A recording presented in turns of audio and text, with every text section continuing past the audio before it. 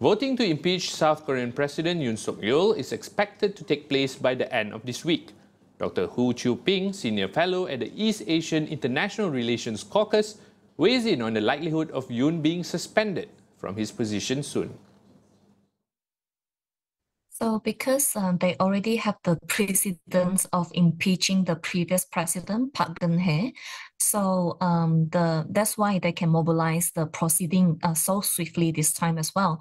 And given the fact that Yoon Suk-yeol's popularity rating is much lower, one of the lowest in the post-democratic transformation of South Korea.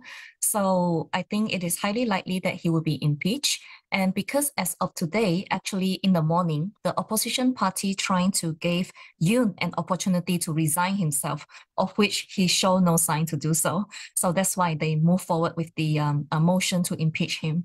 So in high likelihood, post-impeachment South Korea would be move forward to hold another election within 60 days. So this would mean that we will see a lot of changes and political struggle at the domestic level. The motion, said Hoo, also underscores South Korea's commitment to democratic principles. I think the shock of a sudden declaration of martial law show that there are loopholes that president can still exploit, because the current constitution of South Korea was designed in the way that they would like to avoid any future presidents that overwhelm the rule of law in the country, because they have suffered through dictatorship before military regimes and living under martial law period. And people didn't want to go back to that time. So thankfully, most of the lawmakers in the National Assembly right now, they are known as the 386 generation. So they went to university when the military coup was happening, and then into adulthood, they were activists opposing, trying to push for democratization and also experiencing economic boom.